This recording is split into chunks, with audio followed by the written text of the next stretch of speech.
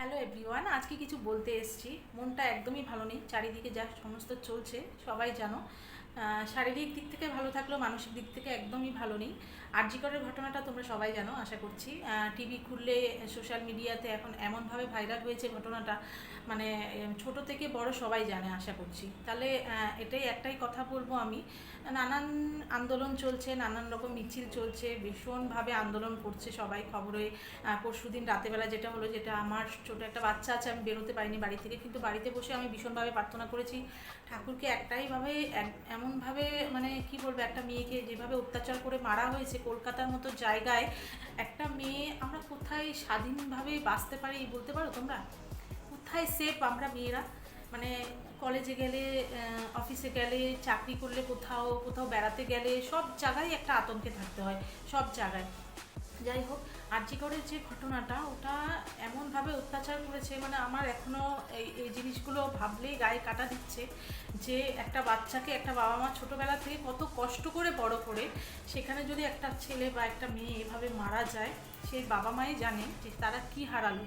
হয়তো চারিদিক থেকে সবাই আন্দোলন করছে, দুদিন বাদে সেটা থেমেও যাবে, কারণ যাদবপুর বিশ্ববিদ্যালয়ের স্বপ্নদ্বীপকে নিয়ে যেটা হয়েছিল বেশ কিছুদিন আগের কথা, এটা তোমরা সবাই জানো। এটা কিন্তু প্রচুর আন্দোলন হয়েছিল, প্লাস মিছিলও হয়েছিল। এত আন্দোলন করে কি হলো? লাস্টে কিন্তু সব ধামাচাপা পড়ে গেল, ওর কিন্তু কোনো সঠিক বিচারটা হলো না। তাই সেইভাবে যে এখন যে বিচারটা আমরা সবাই চাইছি, সব মেয়েরাই চাইছি, যাতে এই জিনিসটা যারা বা যারা করেছে, যে এই জিনিসটা যারা করেছে, আমি বলবো তাদেরকে এমন শাস্তি দেওয়া উচিত, দ্বিতীয়বার এটা করার আগে যেন যে বা অন্য কেউ যদি এই জিনিসগুলো করে, দ্বিতীয়বার ভাববে।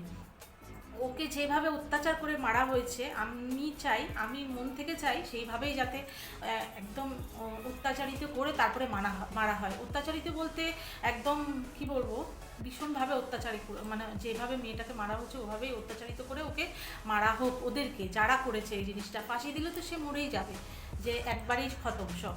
তা আমরা মেয়েরা একদমই স্বাধীন না, তাই সবার কাছে একটাই প্রার্থনা করব, তো সবাই এই জিনিসটা নিয়ে যাতে আরও লড়াই করে, আরও আন্দোলন করে, আর সব কিছু যেন এখানেই থেমে না যায়, আর এটার একটা সঠিক বিচার হোক। তাহলে ওর বাবা মার অন্তত একটু অন্তত শান্তি পাবে, যে না, আমার মেয়েকে যারা অত্যাচার করে মেরেছে, যে বা যারা করেছে এটা, তারা একটু শাস্তি পেয়েছে সেইভাবেই।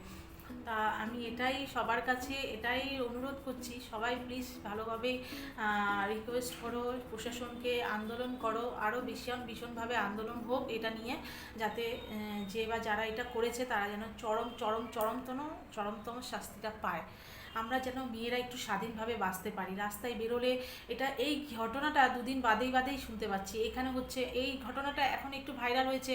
অনেক অনেক ঘটনা আছে যেগুলো ভাইরাল হয় না, যেগুলো আমরা জানতেও পারি না, খবরেও দেখায় না।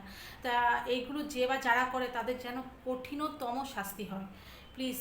কঠিনতম। আমার যদিও বা ছেলে আছে, কিন্তু প্রত্যেকটা আমার দাদার মেয়ে রয়েছে, আমি নিজে একটা মেয়ে, আমি চাইবো আমার ননদের মেয়েরা রয়েছে, আমার আত্মীয় স্বজনরা রয়েছে, তারা যেন সেফ থাকে, আমি এটাই চাইবো। সবাই প্লিজ এটা নিয়ে আন্দোলন করো, আমরা মেয়েরা যত স্বাধীনভাবে বাঁচতে পারি, প্লিজ প্লিজ প্লিজ।